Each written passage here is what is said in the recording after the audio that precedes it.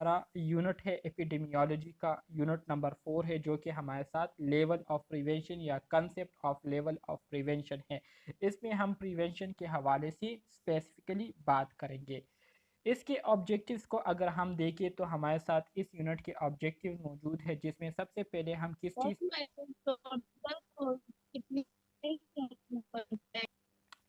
इस यूनिट के ठीक है सर। ऑब्जेक्टिव हमारे साथ मौजूद है, जिसमें सबसे पहले हम बात करेंगे प्रिवेंशन पर कि प्रिवेंशन किसे कहते हैं। ठीक है, इसके बाद फिर हम लेवल ऑफ प्रिवेंशन को डिस्कस करेंगे। इसके साथ साथ हम primordial and primary level of prevention पर बात करेंगे कि प्रीमोडियल से क्या मुराद है और प्राइमरी लेवल ऑफ प्रिवेंशन कैसे कहते हैं।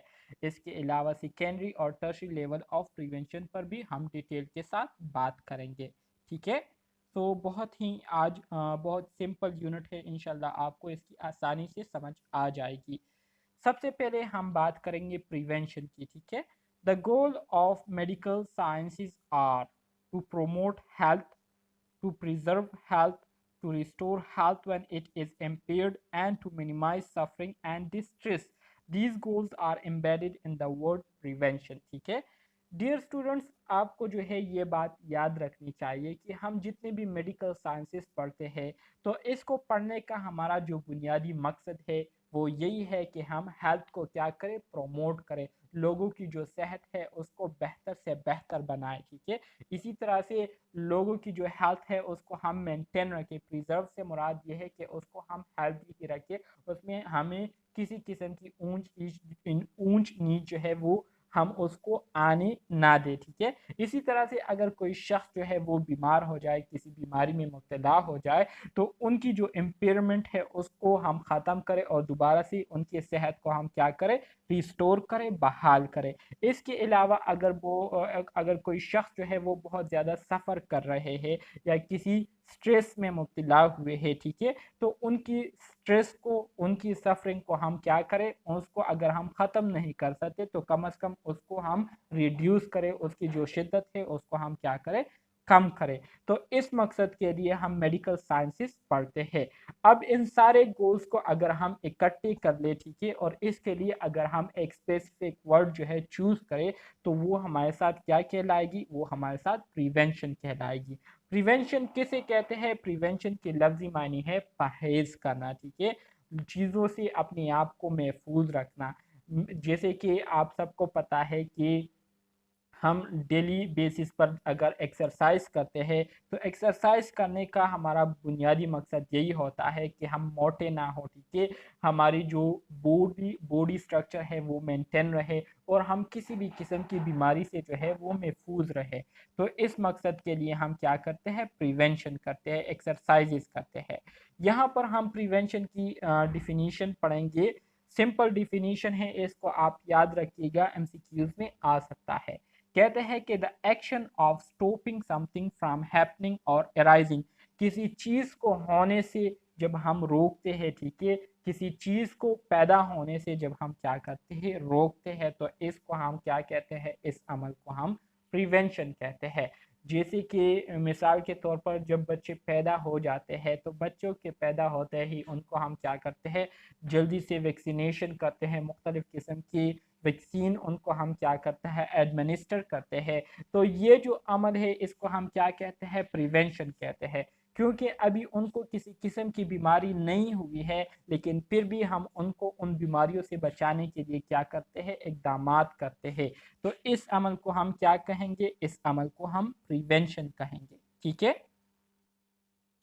इसी तरह से डिजीज प्रिवेंशन किसे कहते हैं, डिजीज प्रिवेंशन सिंपली इसका मतलब यह है कि बीमारियों से अपने आप को बचाने के लिए जो पहले से हम इकदाम करते हैं, ठीक है, पहले से हम जो स्टेप्स फॉलो करते हैं, तो उसको हम डिजीज प्रिवेंशन कहते हैं। तो disease prevention refers to deliberate actions to halt or delay disease progression from one stage to the next is called disease prevention. ठीक है, डिजीज प्रिवेंशन से मुराद ये है कि ये हमारे साथ वो एक्शंस होते हैं, वो प्रोसेस होते हैं जिसमें हम क्या करते हैं, जिसमें हम बीमारियों को एक स्टेज से दूसरे स्टेज में प्रोग्रेस होने से क्या करते हैं, प्रिवेंट करते हैं। तो इसको हम डिजीज प्रिवेंशन कहते हैं। ठीक है, The prevention of disease obviously has a potentially greater impact on public health than medical treatment, ठीक है। इसी तरह से वही बातें आप लोगों ने वो कहावत सुनी होगी कि परहेज जो है ये इलाज से बेहतर होती है।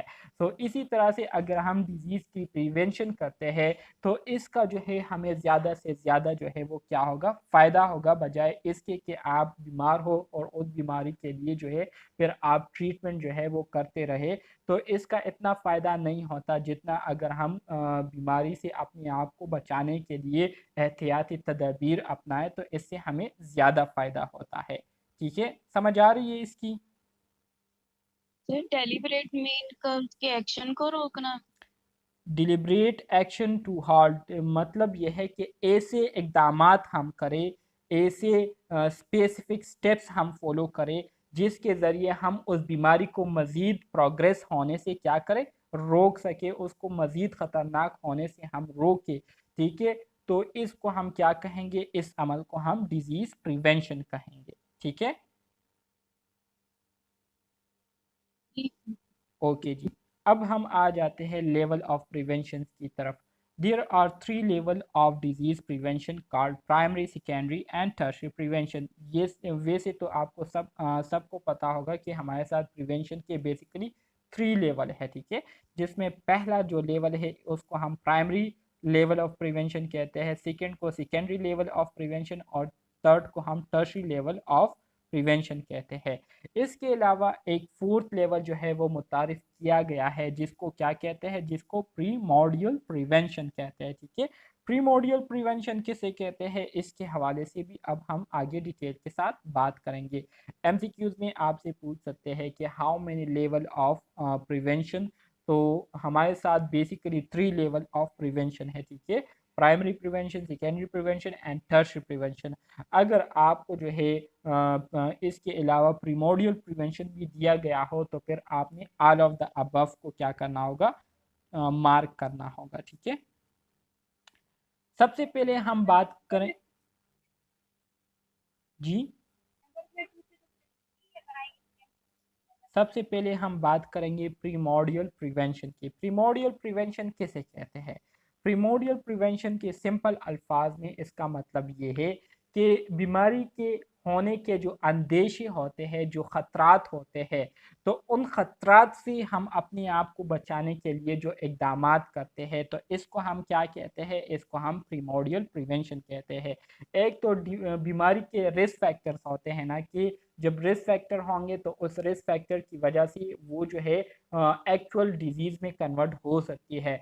तो प्रीमोडियल प्रिवेंशन में हम उन रिस्क फैक्टर्स से भी अपने आप को क्या करते हैं, बचाते हैं, और उन रिस्क फैक्टर्स को भी हम जो है आने नहीं देते। तो इस तरह की जो प्रिवेंशन होती है इसको हम क्या कहते हैं, प्रीमोडियल प्रिवेंशन कहते हैं।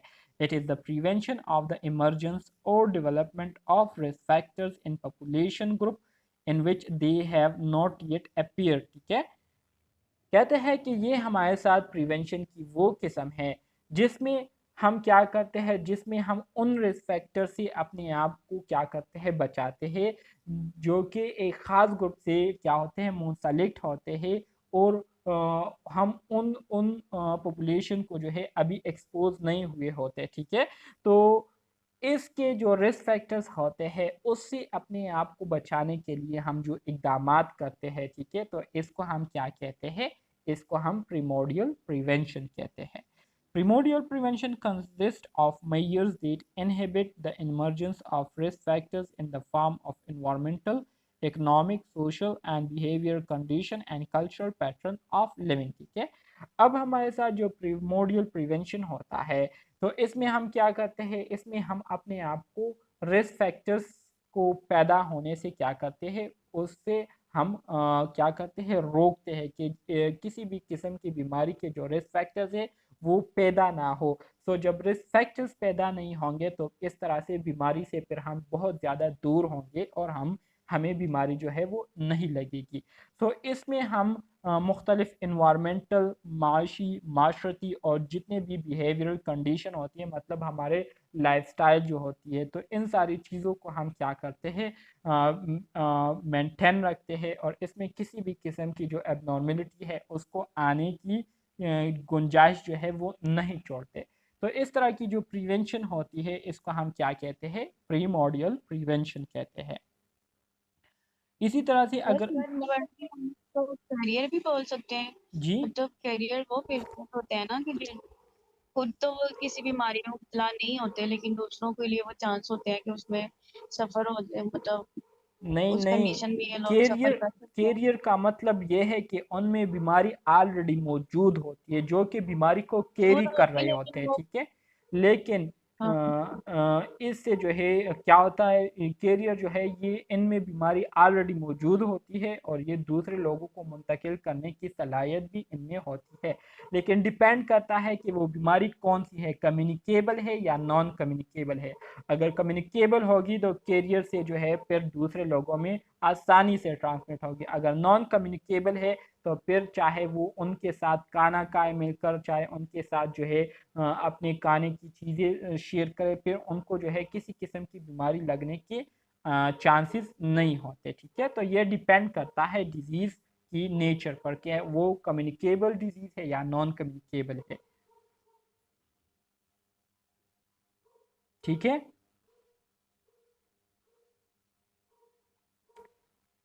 ठीक है सर। ओके, मजीद आगे बढ़ते हैं। The main intervention in primordial prevention is through individual and mass education. Primordial prevention target whole population, ठीक है।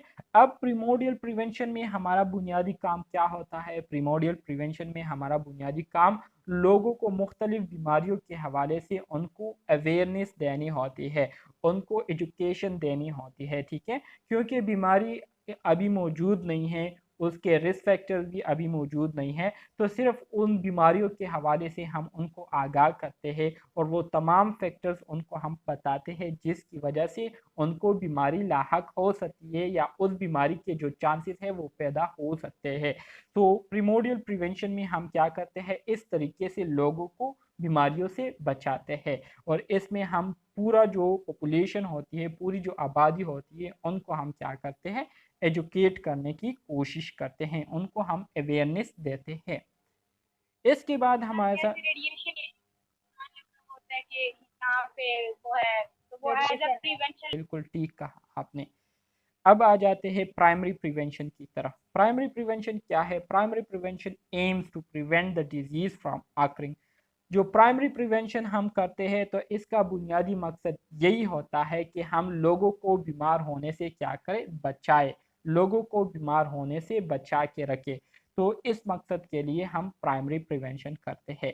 Primary prevention seeks to reduce the frequency of new cases of disease occurring in a population and thus is most applicable to person who are in the stage of susceptibility, ठीक है।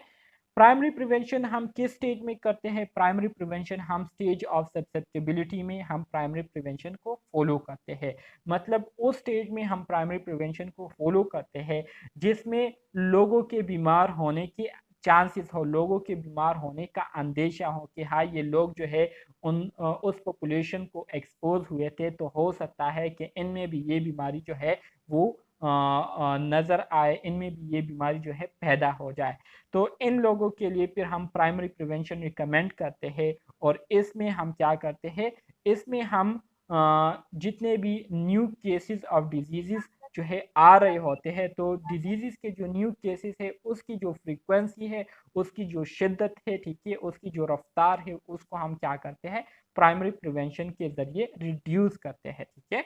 जैसे कि मुख्तलिफ vaccination देकर, ठीक है, मुख्तलिफ vaccination के ज़रिए जो केसेस होते हैं, ठीक है, मुख्तलिफ डिजीज़ के, तो उसको हम क्या करते हैं, कम कर लेते हैं। तो ये सब कुछ हम प्राइमरी प्रिवेंशन में करते हैं।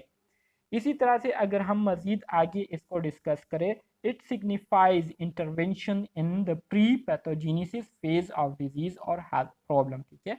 प्री पैथोजेनेसिस फेज से क्या मुराद है, प्री पैथोजेनेसिस फेज ये हमारे साथ वो फेज होता है जिसमें जो इन्फेक्शियस एजेंट होते हैं उन्होंने अभी बीमारी का जो प्रोसेस है, डिजीज प्रोसेस जो है, उसको अभी इतना जो है कन्वीनियंटली उसको स्टार्ट नहीं किया हुआ होता, उसकी जो है बाकायदगी के साथ अभी शुरुआत नहीं हुई होती, बल्कि जो इन्फेक्शियस एजेंट होते हैं उन्होंने सिर्फ अपने लिए होस्ट को जो है वो ढूंढ रहे होते हैं और अपने लिए ससेप्टेबल होस्ट को ढूंढकर उन पर अटैक करना होता है।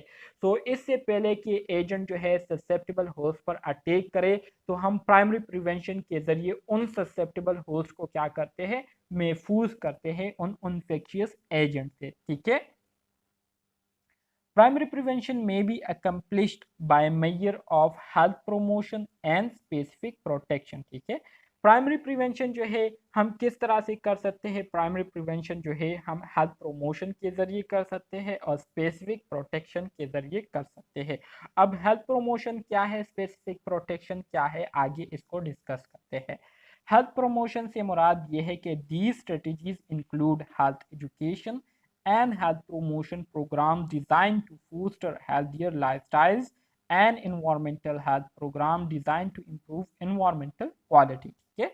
हेल्थ प्रोमोशन ये असल में हमारे साथ वो तरीके होते हैं जिसमें हम लोगों को हेल्थ के हवाले से अवेयरनेस देते हैं, उनको जो है सेहत के हवाले से एजुकेशन देते हैं, इसी तरह से हेल्थ प्रोग्राम प्रमोशन प्रोग्राम जो है उसको अरेंज करते हैं और लोगों को हम बताते हैं कि किस तरह से वो सेहतमंद ज़िंदगी गुजार सकते हैं। इसके अलावा इन्वायरमेंटल हेल्थ प्रोग्राम जो है हम क्या करते हैं, अरेंज करते हैं, जिसमें हम लोगों को इन्वायरमेंट के हवाले से बताते हैं कि किस तरह से अपने इर्द गिर्द वो अपने माहौल को जो है बेहतर बना सकते हैं और उसकी जो क्वालिटी है उसको बेहतर रख सकते हैं। तो ये हमारे साथ आता है हेल्थ प्रमोशन में। इसी तरह से अगर हम स्पेसिफिक प्रोटेक्शन की बात करें, तो स्पेसिफिक प्रोटेक्शन में हम क्या करते हैं, स्पेसिफिक प्रोटेक्शन में specific example of primary prevention measures include immunisation against communicable disease, वो बीमारियां जो कि एक से दूसरे को लगती है, तो उन बीमारियों के लिए हम दूसरे लोगों को क्या करते हैं, इम्यूनाइज करते हैं, उनको जो है वैक्सीन देते हैं। ठीक है। उनको ख़ास टीके लगाते हैं जिसके ज़रिए वो उन कम्युनिकेबल डिजीज़ से क्या होते हैं, महफूज हो जाते हैं। इसी तरह से public health education about good nutrition exercise, लोगों को हम एजुकेट करते हैं गुड न्यूट्रिशन के हवाले से, एक्सरसाइज के हवाले से, कि वो अगर खाना खाते हैं तो खाना ऐसा हो जो कि ग़िज़ा से भरपूर हो और इसके साथ साथ डेली रेगुलर एक्सरसाइज अगर वो करेंगे तो उनकी जो सर्कुलेशन प्रोसेस है वो जो है बरकरार रहेगी और किसी किस्म की बीमारी जो है उनको नहीं होगी। इसके अलावा chlorination and filtration of public water supplies, जितने भी हमारे साथ वाटर सप्लाई है, सीवरेजेस है, तो उसको जो है क्लोरिनेट किया जाए, उसको फिल्टर किया जाए ताकि वाटर में किसी भी किस्म के जो कंटेमिनेशन है, ठीक है, वो ना हो, पानी जो है वो आलूदा होने से महफूज रहे। तो ये हमारे साथ क्या है, ये हमारे साथ स्पेसिफिक प्रिवेंशन स्पेसिफिक प्रोटेक्शन में आती है ये सारी चीज़ें। ठीक है, समझ आ गई यहाँ तक? जी सर। Okay good. जैसे कि आप इस डायग्राम में देख सकते हैं कि primary prevention of cardiovascular disease से बचने के लिए जो प्राइमरी प्रिवेंशन है तो वो ये है कि बंदा अगर डेली बेस पर एक्सरसाइज करे, साइकिलिंग करे, ठीक है, इसके अलावा वेजिटेबल्स खाए, तो ये वो सारी चीज़ें हैं जो कि इस बंदे को जो है कार्डियोवैस्कुलर डिजीज़ से बचा सकते हैं। ठीक है। इसी तरह से स्मोकिंग ना करना, इसी तरह से हेल्दी माहौल में रहना। ठीक है। तो ये सारी चीज़ें इस बंदे को जो है हार्ट की बीमारियों से क्या करते हैं, महफूज रखते हैं। इसके बाद हम आते हैं सेकेंडरी प्रिवेंशन की तरफ। Secondary prevention attempt to reduce number of existing cases in a population. ठीक है। सेकेंडरी प्रिवेंशन करने का हमारा जो बुनियादी मकसद होता है तो वो यही होता है कि हमारे साथ बीमारी तो हो चुकी होती है, लोग बीमार हो चुके होते हैं, लेकिन इन लोगों से दूसरे लोग मुतासिर ना हो, ये बीमारी जो है दूसरे लोगों में जो है मुंतकिल ना हो और दूसरे लोग जो है इससे मुतासिर ना हो, तो इससे बचाने के लिए हम क्या करते हैं, सेकेंडरी प्रिवेंशन करते हैं। मतलब यह है कि सेकेंडरी प्रिवेंशन के ज़रिए हम बीमारी की जो डिस्ट्रीब्यूशन प्रोसेस है, फैलने का जो अमल है, उसको हम क्या करते हैं, रिड्यूस करते हैं और लोगों को बीमार होने से महफूज रखते हैं। It is therefore most appropriately aimed those in the stage of pre-symptomatic disease और the early stage of clinical disease, ठीक है। इसी तरह से सेकेंडरी प्रिवेंशन जो है ख़ास तौर पर हम स्टेज ऑफ प्री सिम्टोमेटिक मतलब stage of the clinical disease में ख़ास तौर पर इसको फॉलो करते हैं। इसके अलावा early stage of clinical disease मतलब वो स्टेज जिसमें बीमारी के जो साइन सिम्टम्स है वो अपेयर हो चुके होते हैं। तो इसको हम सब क्लिनिकल और क्लिनिकल दोनों में जो है इस सेकेंडरी प्रिवेंशन को क्या करते हैं, फॉलो करते हैं, ठीक है। It purpose is to cure disease, slow it progression और reduce it impact on individual और कम्युनिटी। सेकेंडरी प्रिवेंशन को करने का जो बुनियादी मकसद होता है वो यही होता है कि अगर कोई शख्स बीमारी में मुब्तला है तो उनकी बीमारी का इलाज किया जाए। अगर बीमारी जो है फैल रही है तो उसके फैलने के जो रफ्तार है उसको हम स्लो डाउन करें, और इसी तरह से इस बीमारी के जो असरात होते हैं लोगों पर या कम्युनिटी पर तो उन असरात को हम क्या करें, कम से कम कर दें, ठीक है। तो इस मकसद के लिए हम क्या करते हैं, सेकेंडरी प्रिवेंशन करते हैं। इसी तरह से सेकेंडरी प्रिवेंशन को अगर मज़ीद हम एक्सप्लेन करें तो secondary prevention focuses on early detection and Swift treatment of disease, ठीक है। सेकेंडरी प्रिवेंशन में हम क्या करते हैं, सेकेंडरी प्रिवेंशन में हमारी कोशिश होती है कि जिस तरह से जैसे बीमारी काज हो तो बीमारी को जो है हम उसके पहले स्टेजेस पहले मराहल में ही उसको हम क्या करें, डायग्नोज करें, और डायग्नोज करने के साथ ही उसका हम इलाज करें और उसको हम ख़त्म कर लें, ठीक है, ताकि वो मज़ीद सेवियर ना हो, मज़ीद ख़तरनाक ना हो।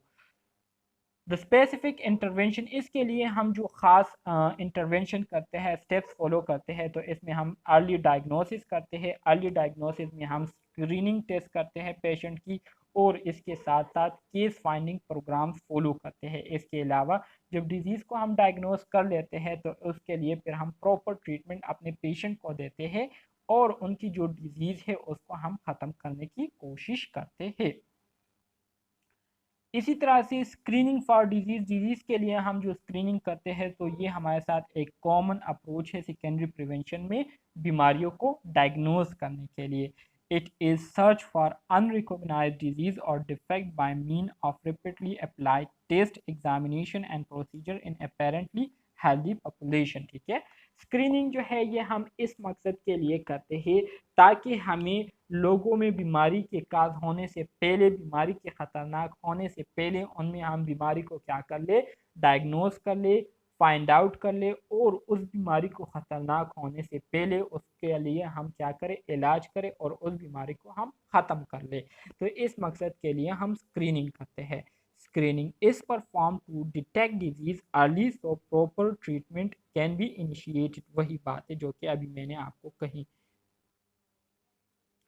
Screening for disease, example of screening include, clinic stage आ सकती है ना, क्या, सेकंड सेकंड प्रिवेंशन। हाँ जी बिल्कुल, कैटरेक्ट होता है वो। बीमारी है तो उसका हम क्या करते हैं, आई टेस्ट करते हैं। इसके अलावा ऑकल्ट ब्लड टेस्ट जो है ये हम कोलोरेक्टल कैंसर के ये लिए, सर इसमें आ रहा है कि इसका इससे ये होता है कि ठीक है। इसके अलावा कोलोरेक्टल कैंसर के लिए हम क्या कौन सा टेस्ट करते हैं, ओकल्ट ब्लड टेस्ट टेस्ट करते हैं। ये ऐप आपके एग्जाम में आए हुए हैं, ठीक है, आपके एग्जाम में इससे एमसीक्यूज आए हुए हैं, तो इसलिए आप लोगों ने इसको याद रखना है कि ब्रेस्ट कैंसर के लिए कौन सा टेस्ट किया जाता है, मेमोग्राफी। ग्लूकोमा के लिए टेस्ट किए जाते हैं। कोलोरेक्टल कैंसर के लिए ओकल्ट ब्लड टेस्ट किया जाता है। सर्वाइकल कैंसर के लिए जो है पेप्समियर टेस्ट की जाती है। इसी तरह से प्रोस्टेट कैंसर के लिए प्रोस्टेट स्पेसिफिक एंटीजन टेस्ट किया जाता है जिसको PSA भी कहते हैं, ठीक है, प्रोस्टेट स्पेसिफिक एंटीजन टेस्ट। ये प्रोस्टेट कैंसर को आइडेंटिफाई करने के लिए की जाती है। तो ये हमारे साथ सेकेंडरी प्रिवेंशन में आते ही। इसके बाद हमारे साथ स्क्रीनिंग के भी फिर टाइप है। एक हमारे साथ मास स्क्रीनिंग होती है, एक हमारे साथ टारगेटेड स्क्रीनिंग होती है। मास स्क्रीनिंग से मुराद ये है कि आप ओवरऑल पॉपुलेशन की क्या करते हैं, उनकी स्क्रीनिंग करते हैं, उनकी टेस्ट लेते हैं, ठीक है, तो इसको हम मास स्क्रीनिंग कहते हैं। जबकि टारगेटेड स्क्रीनिंग से मुराद ये है कि आप कुछ ओवरऑल पॉपुलेशन में से 100 लोगों को सेलेक्ट कर लेते हैं, 200 लोगों को सेलेक्ट करके उनसे जो है ख़ास डिजीज़ से रिलेटेड उनसे आप टेस्ट लेते हैं, उनके आप टेस्ट करते हैं, तो इसको हम टारगेटेड स्क्रीनिंग कहेंगे। Mass screening involve the whole population, example measure the blood pressure of our adult in a population. तो ये हमारे साथ क्या कहलाएगी, मास स्क्रीनिंग कहलाएगी। इसी तरह से टारगेटेड स्क्रीनिंग का भी मैंने आपको बताया कि selected group who are anticipated to have increase prevalence of the condition for which screening has been instituted. ठीक है, हम ऐसे लोगों को सेलेक्ट करेंगे जिसके बारे में हमें पता हो कि इनमें ये बीमारी जो है ये हो सकती है। तो इसके लिए हम क्या करते हैं, उन लोगों का हम क्या करते हैं, टेस्ट करते हैं, मुख्तलिफ टेस्ट करते हैं। तो इसको हम टारगेटेड स्क्रीनिंग कहेंगे। For example measuring the blood cholesterol in relative of people with familial hyperlipidaemia. ठीक है, वो लोग जिनके ख़ानदानों में हाइपरलिपिडीमिया का जो प्रॉब्लम है वो मौजूद हो, तो उनके जो रिलेटिव्स होते हैं उनसे हम क्या करते हैं, ब्लड टेस्ट लेते हैं कि इनके ब्लड में कोलेस्ट्रॉल लेवल की जो मिकदार है वो कितनी है। तो इसको हम क्या कहेंगे, टारगेटेड स्क्रीनिंग कहेंगे। ठीक है, इसके बाद फिर हमारे साथ क्या आता है, criteria for screening programme. Screening programme के लिए भी हम एक क्राइटेरिया जो है हमें बताया गया है। There are World Health Organization guideline for deciding when screening is appropriate, draw up by Wilson and Jungner in 1968। 1968 में विल्सन और जुंगर ने जो है स्क्रीनिंग प्रोग्राम के लिए या स्क्रीनिंग के लिए हमें गाइडलाइंस दी थी कि हमें स्क्रीनिंग जो है कब करनी है, हमने पेशेंट से टेस्ट जो है कब लेना है। ठीक है, तो condition should be an important health problem. ठीक है, स्क्रीनिंग लेने के लिए ज़रूरी है कि हम अपने पेशेंट की जो हेल्थ प्रॉब्लम है उसकी कंडीशन को देखें कि हमारे पेशेंट की जो कंडीशन है वहाँ आया वो स्क्रीनिंग के काबिल है या नहीं, आया ये कंडीशन जो है इसमें हम स्क्रीनिंग कर सकते हैं या नहीं। तो ये पहली गाइडलाइन बताई गई थी। दूसरी गाइडलाइन ये बताई है कि the natural history should be well understood. आपको पेशेंट की हेल्थ और डिजीज़ के बारे में आपको मुकम्मल तौर पर पता हो कि पेशेंट की जो कंडीशन है, ठीक है, वो क्या है, इसके पीछे क्या वजह है। तो आपको उसकी बीमारी की जो हिस्ट्री है उसके बारे में आपको पता होना चाहिए। There should be a detectable early stages. ठीक है, आप लोगों ने जो है पेशेंट में जो बीमारी के जो अर्ली स्टेजेस है उसको डिटेक्ट किए हुए हो। ठीक है, या उसके जो अलामात है वो आपको जो है नज़र आ रहे हो या आपको जो है उसके बारे में अंदेशा हो, तो तब आप जो है स्क्रीनिंग कर सकते हैं। There should be a suitable test for the early stages. Early stages के हमारे साथ जितने भी डिजीज़ होते हैं तो उसके लिए आपके पास सूटेबल टेस्ट होने चाहिए। ठीक है, कंफर्टेबल टेस्ट होने चाहिए जो कि अर्ली स्टेजेस में किए जाते हैं।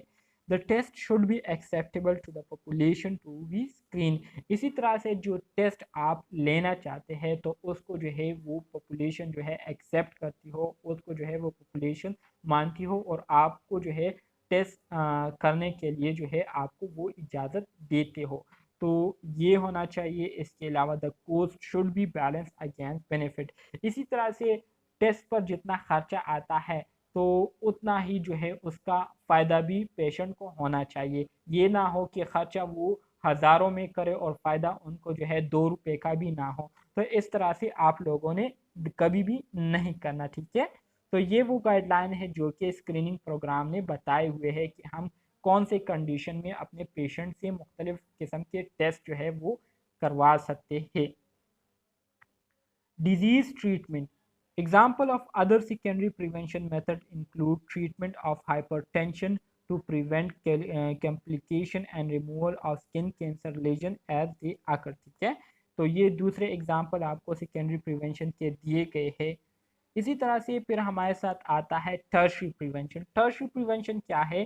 Tertiary prevention tries to limit disability and improve functioning following disease और it complication often through rehabilitation. ठीक है, टर्शरी प्रिवेंशन जो है ये असल में हमारे साथ प्रिवेंशन की वो किस्म होती है जिसमें पेशेंट बीमारी की वजह से बहुत ज़्यादा मुतासर हो चुका होता है, जिसकी वजह से वो डिसेबिलिटी का शिकार हो जाते हैं, वो क्या हो जाते हैं, डिसेबल हो जाते हैं। तो डिसेबल होने के बाद अब उनको जो है इस काबिल बनाना है कि वो अपनी जो ज़िंदगी है वो आसानी से माशरे में रहते हुए वो गुजार सके।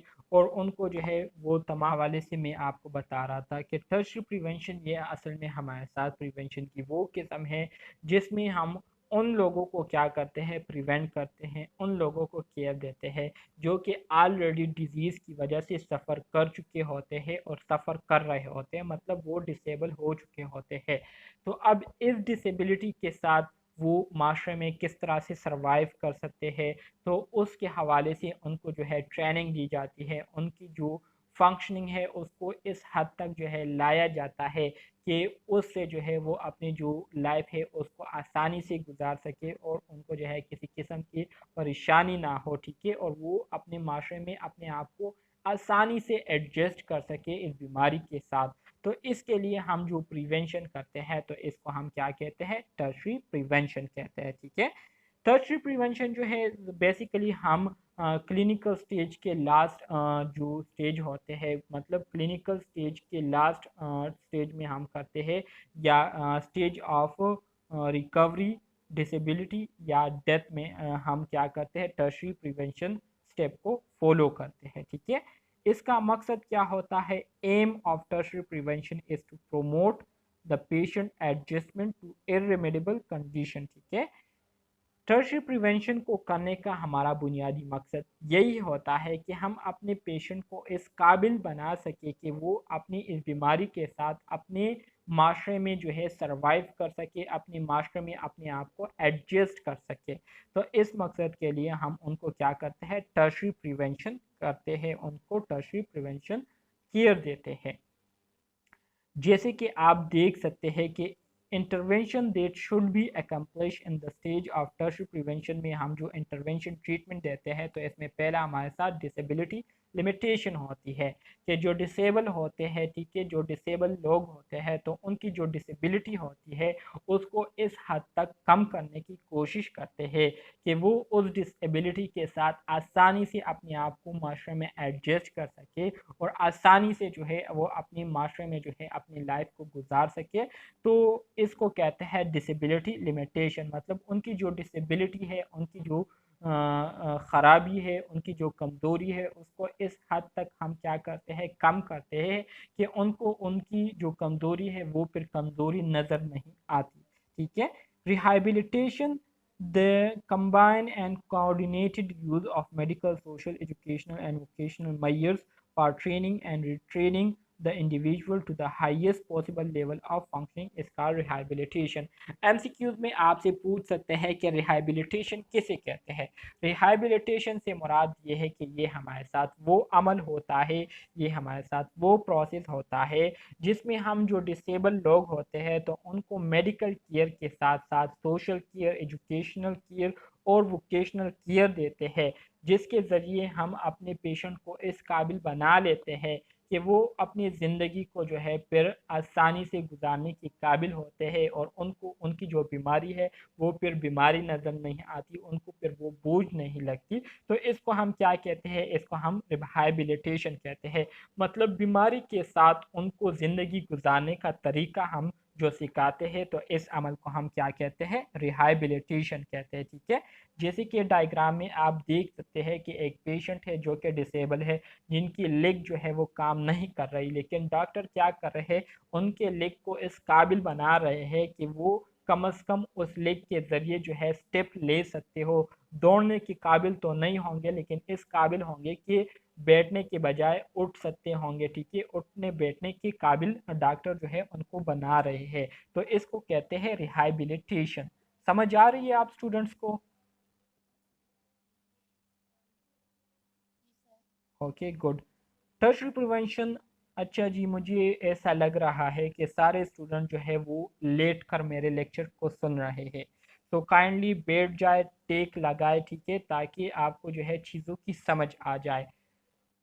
तो बैठकर जो है लेक्चर को सुने, लेक्चर जो है ख़त्म होने वाली है, तो इसलिए आप बैठकर लेक्चर को सुने ताकि आप जो भी सुन रहे हैं सर उसकी बैठ के समझ ही आ। सुन रहे हैं।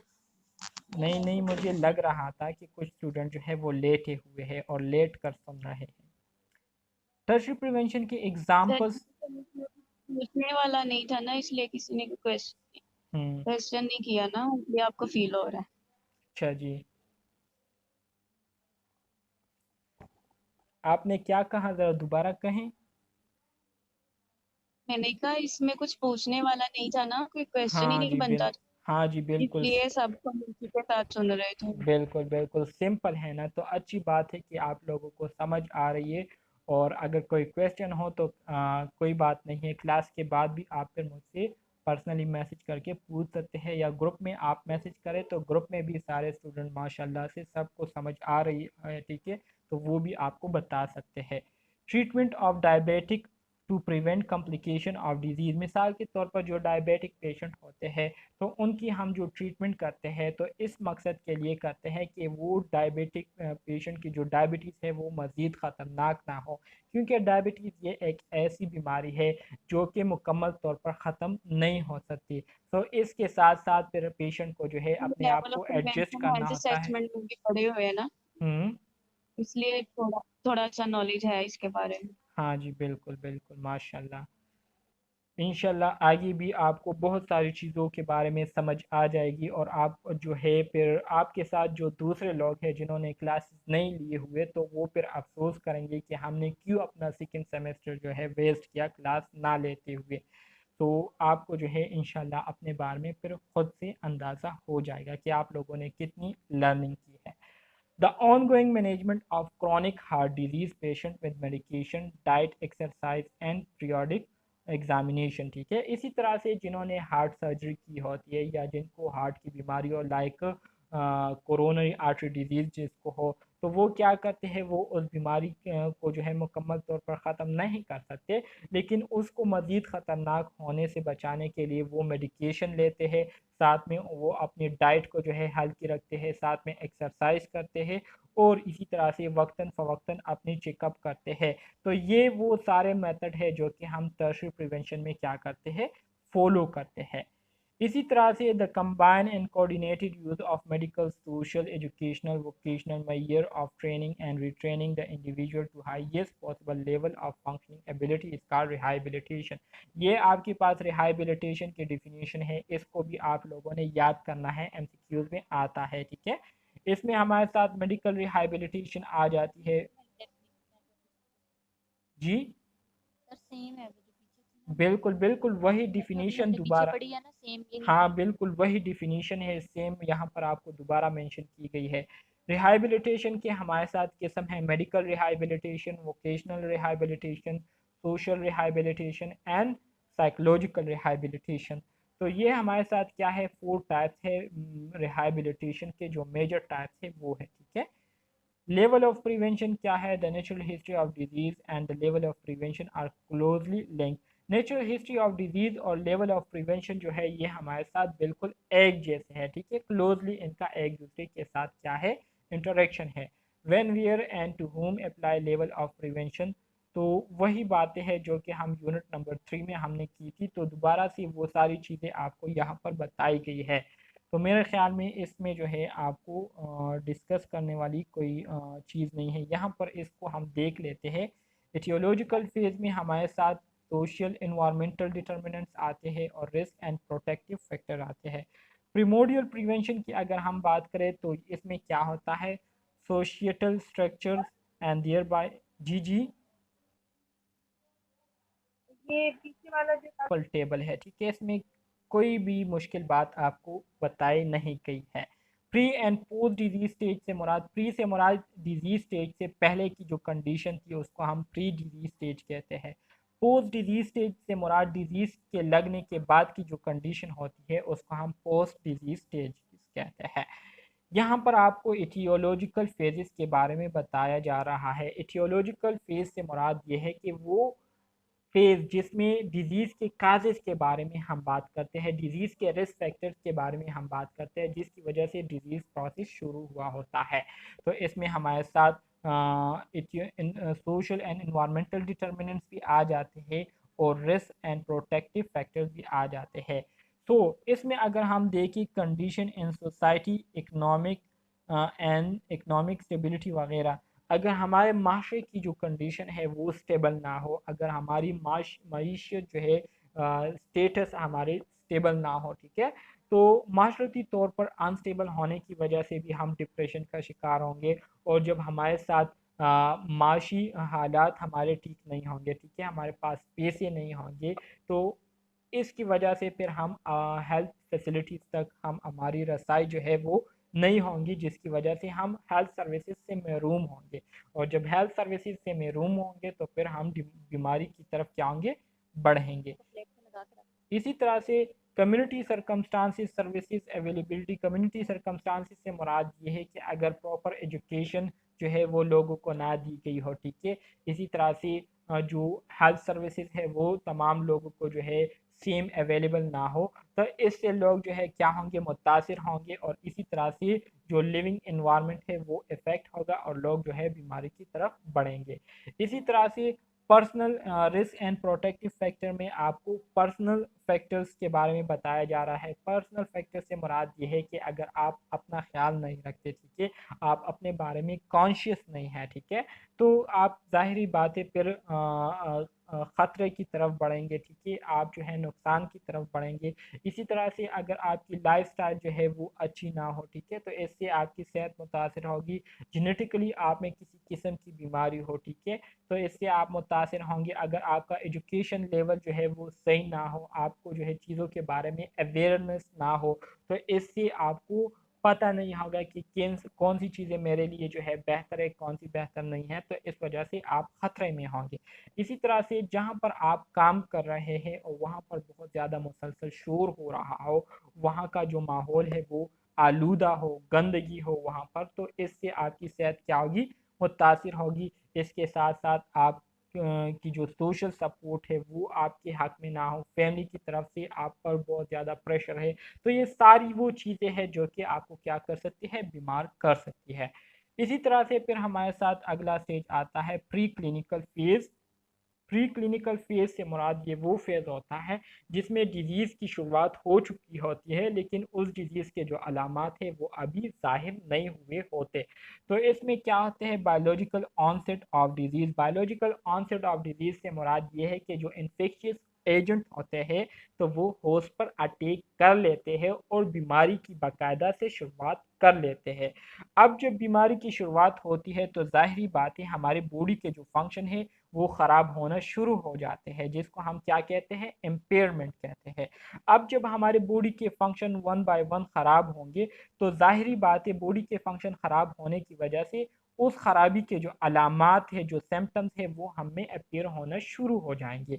जब हम में बीमारी के अलामात अपीयर होना शुरू होंगे तो इस तरह से जो क्लिनिकल फेज़ है उसकी शुरुआत हो जाती है। अब जब बीमारी के अलामात अपीयर होंगे तो ज़ाहिरी बात है अब उस बीमारी को भी हमने डायग्नोस करना होता है, वो बीमारी किस वजह से जो है काज हुई है, तो उस वजह को जानने के लिए हम क्या करते हैं, डायग्नोसिस करते हैं। जब हमें वजह के बारे में पता चल जाती है, जब हमें पता चल जाती है कि ये बीमारी जो है बैक्टीरिया की वजह से काज हुई है, फंजाई की वजह से काज हुई है, वायरस की वजह से काज हुई है, तो हम उस इन्फेक्शियस एजेंट के मुताबिक हम उनके लिए मेडिसिन प्रिस्क्राइब करते हैं और फिर हम उनको थेरेपी देते हैं, ठीक है।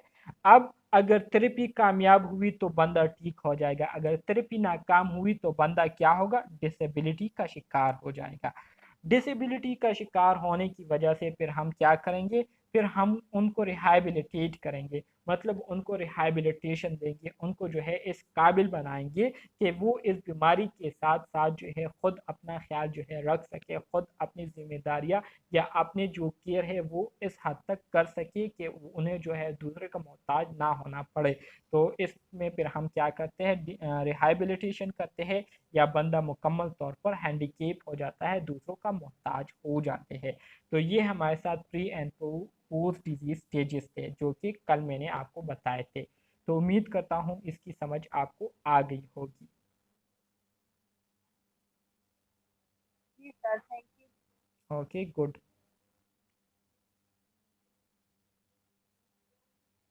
इसी तरह से प्रीमोडियल फंक्शन प्रिवेंशन के हवाले से तो ऑलरेडी मैंने आपको बताया कि बीमारी के जो रिस्क फैक्टर्स है उन रिस्क फैक्टर्स को पैदा होने से रोकने के लिए हम जो प्रिवेंशन करते हैं उसको हम प्रीमोडियल प्रिवेंशन कहते हैं। फिर हमारे साथ प्राइमरी प्रिवेंशन आता है, जिसमें हम डिजीज़ को काज होने से रोकने के लिए क्या करते हैं, इकदाम करते हैं। मतलब यह है कि इस स्टेज में हमारे साथ रिस्क फैक्टर्स मौजूद होते हैं, लेकिन उन रिस्क फैक्टर्स को हम डिजीज़ में कन्वर्ट होने नहीं देते, बल्कि उन रिस्क फैक्टर्स को हम उसी कंडीशन में रोके हुए हम उसको रोके हुए होते हैं और उसको जो है उसी स्टेज से ही क्या करते हैं, ख़त्म करने की कोशिश करते हैं। तो इसको हम प्राइमरी प्रिवेंशन कहते हैं। ठीक है, तो इटियोलॉजिकल फेज में हम प्रीमोडियल प्रिवेंशन और प्राइमरी प्रिवेंशन दोनों करते हैं। फिर हमारे साथ प्री क्लिनिकल फेज है। प्री क्लिनिकल फेज और क्लिनिकल फेज में हम सेकेंडरी प्रिवेंशन को क्या करते हैं, फॉलो करते हैं। और इसी तरह से पोस्ट क्लिनिकल फेज में हम फिर टर्शरी प्रिवेंशन करते हैं। तो ये हमारे साथ क्या था, ये हमारे साथ यूनिट नंबर 4 था, जो कि मैंने आपको बता दिया।